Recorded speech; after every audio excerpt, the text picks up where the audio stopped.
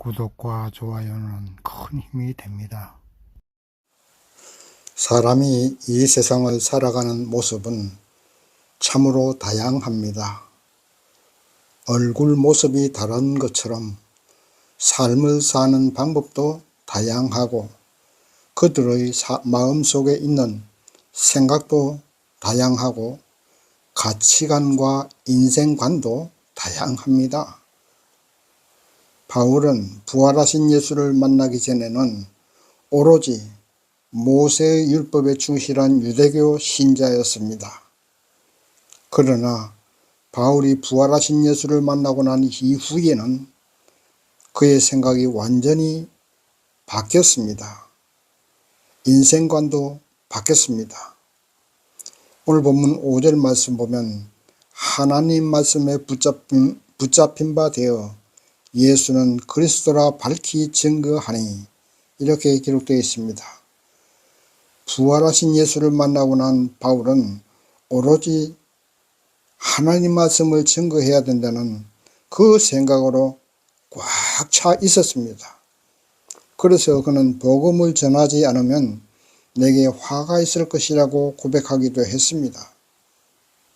그의 삶의 이유가 바로 복음 증거였습니다. 거꾸로 말하면 복음을 전하지 않는 삶은 살아있는 것이 아니고 죽은 것으로 생각했었습니다. 바로 그것이 말씀에 붙잡힌 바 된 바울의 모습입니다. 오늘 본문 18장은 사도 바울의 2차 전도여행을 마치는 내용입니다. 본문을 보시면서 저와 여러분도 말씀에 붙잡힌 하나님의 종이 되시고 하나님의 자녀가 되어서 하나님을 온전히 순종하고 하나님께 기쁨을 드릴 수 있는 그러한 우리가 되어야 할 줄 믿습니다. 그러면 오늘 본문 말씀 첫 번째로 알아볼 것은 고린도에서의 복음 증거에 대해서 한번 보겠습니다. 오늘 본문 1절에 보면 이후에 바울이 아덴을 떠나 고린도에 이르니 이렇게 기록되어 있습니다. 지난 17장에 이어서 바울의 2차 전도여행은 계속되는데 아덴을 떠나서 바울이 고린도에 와서 복음을 전하려 했습니다. 당시 고린도는 해상무역과 육상무역의 중심지가 되어 있었습니다. 그래서 무역의 중심지가 되면 많은 사람들이 모여들고 또 사람들이 모여들면 돈도 같이 따라오기 때문에 경제적으로 번영하는 도시가 되었습니다. 경제적 번영은 곧 타락으로 이어지게 됩니다. 이렇게 경제적으로 번영하고 있는 고린도에서 복음을 전하려고 바울이 왔을 때 거기서 브리스길라와 아굴라 부부를 만나게 됩니다. 그리고 이들 부부는 바울과 같이 천막 만드는 일을 하고 있었습니다. 그래서 바울은 이들 부부와 함께 천막을 만들어서 판매함으로써 경제적인 안정을 찾게 됩니다. 거기다가 실라와 디모데도 이제 바울과 합류함으로써 바울은 그야말로 경제적으로 안정을 얻었고 또 동역자들까지 함께 하니 얼마나 힘이 나겠습니까? 그래서 바울은 돈 걱정도 하지 않고 함께 사역할 동역자도 있고 하니 다른 생각할 것 없이 오직 말씀에 붙잡혀서 복음을 전하게 됩니다. 말씀에 붙잡힌 바 된다는 말씀은 성령께서 바울의 전 인격을 주관하신다는 말씀입니다. 다시 말씀드립니다. 말씀에 붙잡힌 바 된다는 이 말씀은 성령께서 바울의 전 인격을 주관하신다는 말씀입니다. 성령께서 하나님 말씀을 전하게 하도록 바울의 생각과 바울의 마음과 바울의 행동과 바울의 입술을 온전히 주관하시는 것을 말합니다. 그래서 바울은 자신도 어쩔 수 없이 성령에 이끌림 바 되어서 복음을 전하게 된 것입니다. 오늘 저와 여러분 무엇에 붙잡혀 살아가고 있습니까? 무엇이 여러분들을 움직이게 합니까? 돈입니까? 안전하서나 오직 어떻게 하면 돈을 벌고 싶어한 그 생각뿐입니까? 물론 세상 살아가는데 물질이 필요하고 돈이 필요합니다. 그러나 그 물질에 붙잡히고 돈에 붙잡히게 되면 반드시 범죄하게 되거나 아니면 타락하게 됩니다.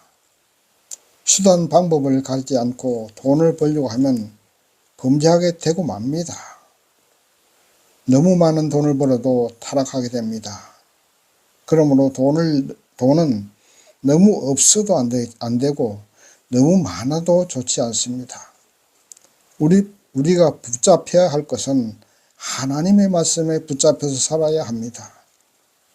말씀에 붙잡혀 사시면 하나님께서 우리의 일용할 양식을 책임져 주시지 않겠습니까? 정치하는 사람은 수단과 방법을 가리지 않고 정권을 잡으려고 하고 또 국회의원이 되려 하고 대통령이 되려고 혈안이 됩니다. 그러나 정권이 그 삶의 목적이 되면 정권의 끝에는 멸망이 기다리고 있습니다. 국민을 위한 정치, 국민을 위한 국회의원, 하나님의 영광을 위한 정치가 될 때에 그 끝도 좋을 수가 있지만 그렇지 않으면 멸망이 기다린다는 말씀입니다. 어떤 일을 하시든지 말씀에 붙잡혀 인생을 살아야 됩니다. 그래야 그 끝이 좋게 됩니다. 욕심에 붙잡힌 삶은 멸망과 심판만이 기다리고 있다는 사실을 꼭 마음속에 명심하시기 바랍니다. 목적이 하나님의 영광이고 수단은 말씀에 붙잡힌 인생을 살아야 한다는 말씀입니다. 바울은 천막 만드는 일을 해서 돈을 벌 수도 있었습니다.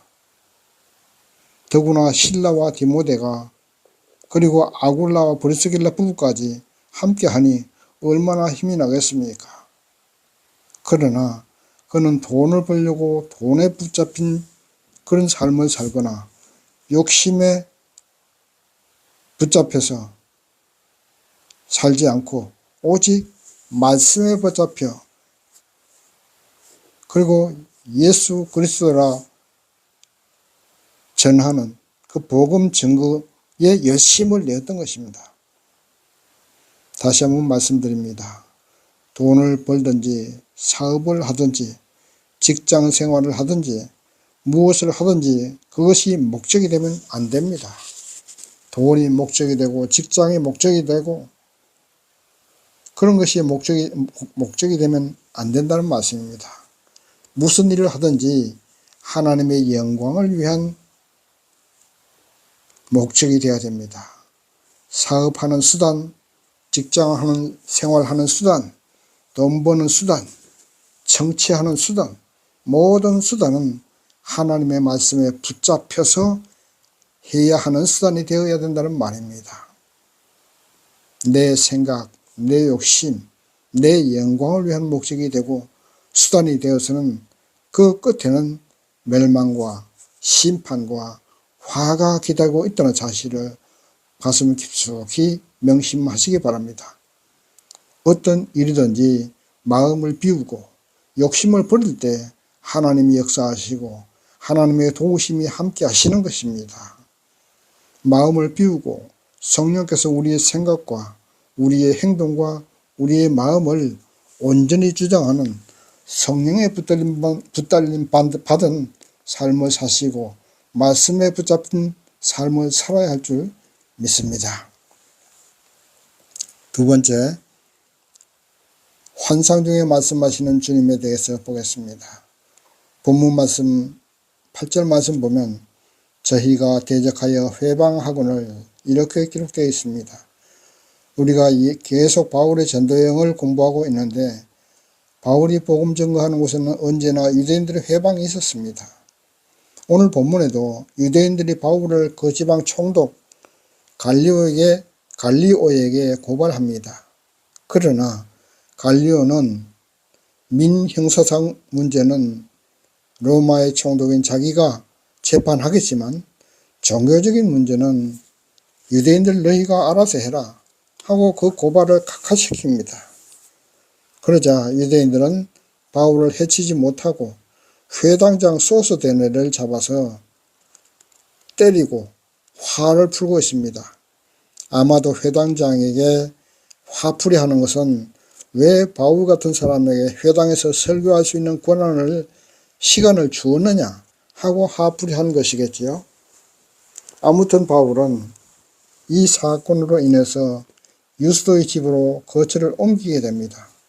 이 유스도의 집이 결국 나중에 고린도 교회가 됩니다.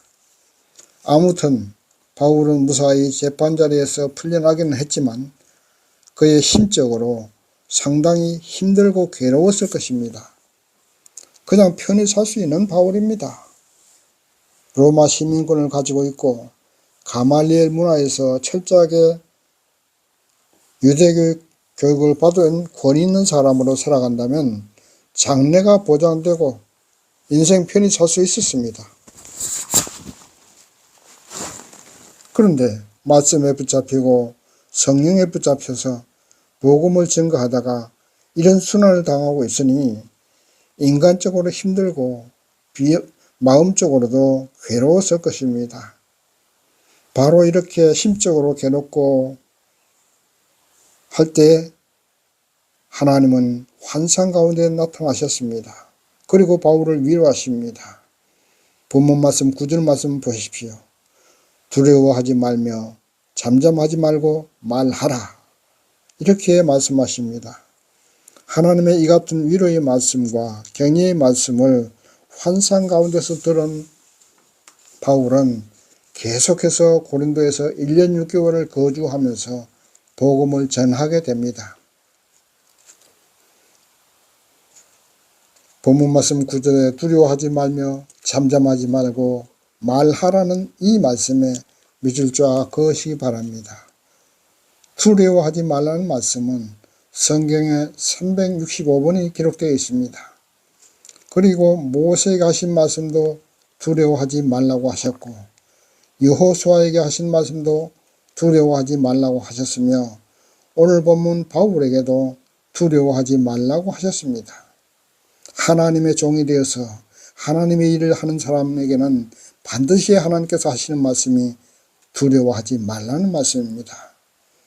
바울이 괴롭고 힘들 때 힘을 주시는 하나님, 말씀으로 위로하고 격려해 주시는 하나님은 오늘 저와 여러분에게도 하시는 말씀이 두려워하지 말라는 말씀입니다.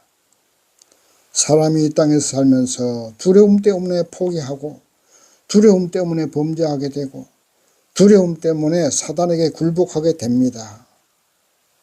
세상을 창조하시고 세상을 운행하시는 하나님이 나의 하나님이신데 무엇이 두렵고 무엇이 걱정입니까? 사람이니까 두려움이 올 때도 있겠지요. 걱정, 근심이 있을 수도 있고 낙심할 수도 있습니다. 그럴 때 우리는 어떻게 해야 됩니까? 기도하고 말씀 보아야 됩니다. 기도하다 보면 하나님께서 환상 가운데 말씀하실 수도 있고 기록된 성경, 기록된 말씀을 읽다 보면 우리 마음속에 깊은 감동으로 오는 말씀이 있습니다. 그것이 하나님의 위로의 말씀인 것입니다. 기도해도 응답이 없다고 낙심하지 마십시오. 말씀 속에서 하나님의 응답을 찾을 수도 있습니다. 하나님이 지금 나에게 무엇라고 말씀하시는지 말씀을 읽고 또 읽어보십시오. 그래서 그 말씀 속에서 길을 찾고 말씀 속에서 하나님의 응답을 찾으시면 됩니다. 그러면 바울처럼 담대함을 얻을 수 있고 하나님의 지혜도 얻을 수 있으며 우리가 가야 할 길도 깨닫게 되는 것입니다. 사단이 아무리 우리를 회방하고 세상이 나를 아무리 힘들게 해도 결코 두려워하지 마시기 바랍니다. 그것이 하나님의 뜻입니다. 우리에게는 기도가 있고 성경 말씀이 있습니다. 성령님이 계십니다. 바울처럼 하나님을 만나시고 말씀으로 응답 받으시고 환상도 보시면서 모든 두려움과 고난을 이겨내는 우리가 되어야 할 줄 믿습니다. 세 번째, 아볼로라는 사람에 대해서 보시겠습니다. 본문 말씀 24절에서 25절 말씀 보시면 알렉산드리아에서 난 아볼로라 하는 유대인이 에베소에 이르니 이 사람은 학문이 많고 성경에 능한 자라. 그가 일찍 주의 도를 배워 열심으로 예수에 관한 것을 자세히 말하며 가르치나 요한의 세례만 알 따름이라. 아멘. 아볼로는 공부를 많이 해서 학문이 깊고 구약 성경에 해박한 지식을 가지고 있었으며 웅변도 잘하는 아주 뛰어난 사람이었습니다. 그러나 그는 그렇게 재주 많고 뛰어난 사람이었지만 아직까지 성령을 체험하지 못했고 하나님을 인격적으로 만나지 못했습니다. 그런데 그가 아굴라와 브리스길라 부부를 통해서 하나님을 인격적으로 만나고 성령을 체험하자 그는 능력의 전도자가 되었습니다. 그래서 그는 유대인들과 변론을 해도 해박한 구약성경 지식과 웅변가의 기질과 성령의 뜨거움이 있었기 때문에 얼마든지 이겨낼 수가 있는 능력의 전도자가 되었던 것입니다. 그래서 사도 바울은 고린도전서 6장 5절에서 나는 심었고 아볼로는 물을 주었으되 오직 하나님은 자라나게 하셨나니 이렇게 고백한 것을 볼 수가 있습니다. 여기서 우리가 깨닫게 되는 진리가 있습니다. 세상적으로 아무리 공부를 많이 하고 웅변을 잘하고 성경의 해박한 지식을 가지고 있어도 하나님의 일은 성령을 체험해야 되고 부활하신 예수를 인격적으로 만나야 된다는 사실을 알 수가 있는 것입니다. 성경에 대한 해박한 지식은 신학 박사가 될 수 있을는지 모르지만 교회를 이끌어가고 목회를 하는 목사님은 성령 체험을 해야 합니다. 뿐만 아니라 교회의 직분을 받고 구역장이 되고 전도사가 되고 장로가 되는 모든 사람들은 성령을 충만하게 받고 체험해야 됩니다. 하나님의 일은 성령의 일이고 성령의 일인 하나님의 일을 성령 체험하지 않고는 할 수가 없습니다. 우리나라의 기독교가 이렇게 빨리 부흥하고 성장할 수 있었던 이유가 바로 성령 운동 때문이었습니다. 우리나라 교회에 성령의 불이 떨어진 것은 선교사들에 의해서 된 것이 아닙니다. 선교사들이 복음의 씨앗은 뿌렸지만 1907년도 평양에서 시작된 성령의 불바다는 우리나라의 길선주 목사님에게서부터 시작되었습니다. 길선주 목사님은 본래 돌을 닦는 사람, 또 불교에서 수양도 했던 그런 사람이었습니다. 그런데 그 모든 것들이 다 허사이고 결국에는 죽고 만다는 생각을 할 때에 마포 3년 선교사에게 복음을 접하게 되고 철로 역정이라는 책을 읽고 감명을 받아서 예수를 영접하게 되었습니다. 그의 나이 33세에 장로가 되고 평양신학교를 졸업하고 목사가 되어서 목회를 했는데 그는 기도를 하면 머리가 천장까지 닿을 정도로 펄쩍펄쩍 뛰면서 기도를 했고 일주일에 3일씩 금식을 꼭 시행했고 세계에도 없는 새벽기도를 시작하기도 했습니다. 우리나라의 새벽기도는 바로 길선주 목사님이 시작하신 것입니다. 1907년도 1월달 평양 장대연교에서 시작된 성경사경회에서 그가 통에 자복하며 성도들에게 회개하라고 소리치자 장대연교회는 성령의 불바다가 되어서 모든 성도들이 통에 자복하고 성령을 체험했습니다. 부흥사경회가 끝났지만은 성도들이 집으로 돌아가지 않았습니다. 그러자 계속 사경회가 연장되고 거기서부터 성령운동이 일어나서 길선주 목사님은 능력의 부흥사가 되어서 우리나라 교회마다 다니면서 성령을 체험케 했습니다. 세계에서 최고로 큰 교회를 세우신 조영희 목사님 또한 성령 목회하신 분 아닙니까? 결국 하나님의 일은 지식으로 하는 것이 아니고 학문으로 하는 것도 아니고 성령의 능력으로 하는 것이고 성령에 붙잡히고 말씀에 붙잡혀야 하는 것입니다. 교회 부흥도 성령 체험을 해야 하고 성령 운동을 해야 하는 것입니다.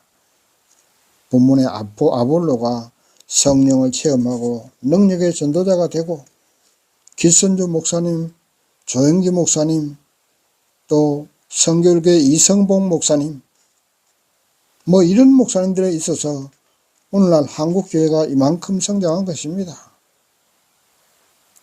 우리도 기도 많이 하시고 성경 많이 읽으시고 성령 충만하게 받아야 할 줄 믿습니다.